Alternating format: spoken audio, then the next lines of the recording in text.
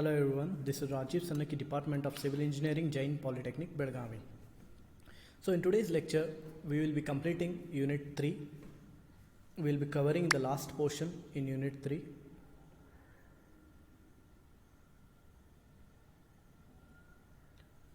Lecture number 28, 29 and 30. So the content in these lectures are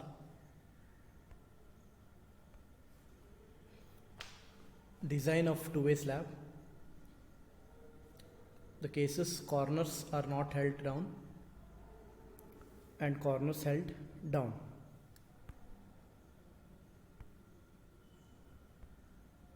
So in the previous slides we have discussed about two-way slab. So two-way slab is a type of a slab where it is spanning in both the directions, where the main reinforcement or the bent up bars are provided in both the directions, where loads are acting on both the directions along the longer span as well as the shorter spans. So if Ly by Lx ratio is lesser than 2, so we design two-way slab.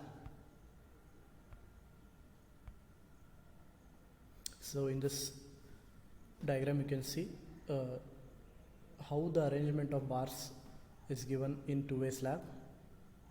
So here you can see Ly by Lx is equal to 5 by 5 is equal to 1, which is lesser than 2, since we are opting for two-way slab.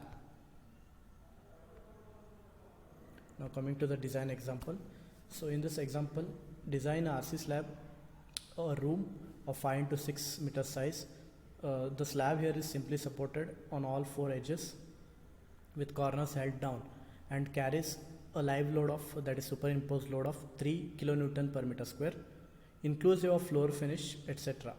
That is including the floor finish, the live load is given. Now we are using M20 grade concrete and Fe415 steel. So first is computation of loading and bending moment. So from deflection point of view, L by D is equal to 20 because the length to depth ratio, it is 20 because simply supported, it is of simply supported type. Now let us assume percentage of steel as 0.2% for an under reinforced section. So from figure IS 456 we get modification factor is equal to 1.68.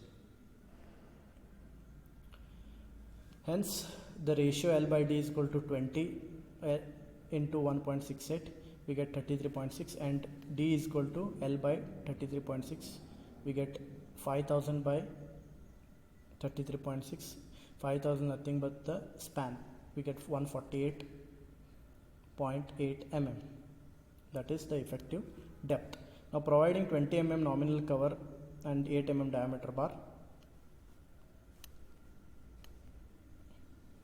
we have the overall depth 148.8 plus 20 plus 8, that is 172.8 mm. Now we assume the overall depth as 180 mm. Since we have got 172, we round it off to 180 mm.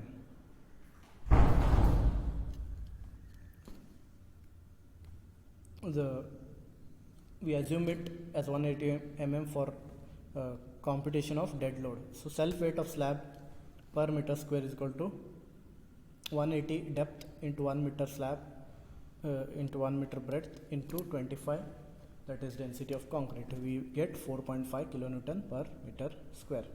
Now live load is equal to 3 kilonewton per meter square.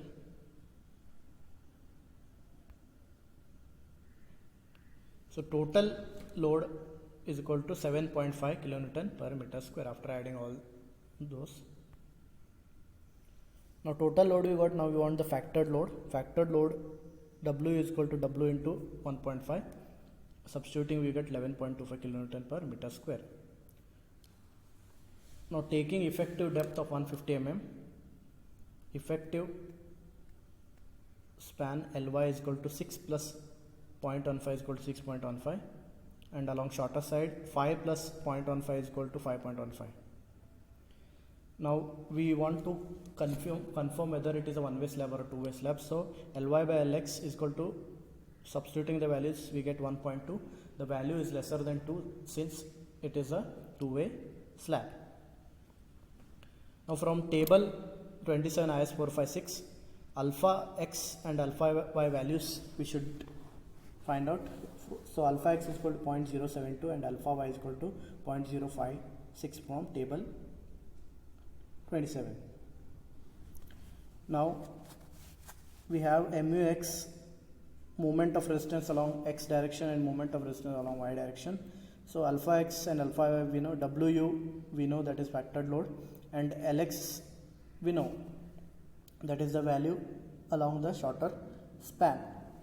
So substituting the values, we get mu x is equal to 21.483 kilonewton per meter and mu y is equal to 16.709 kilonewton meter.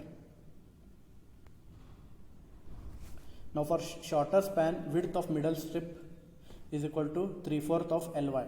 So 3/4 of Ly, the value is 6.15, we get 4.61 meter. Now width of edge strip is equal to 0.5 into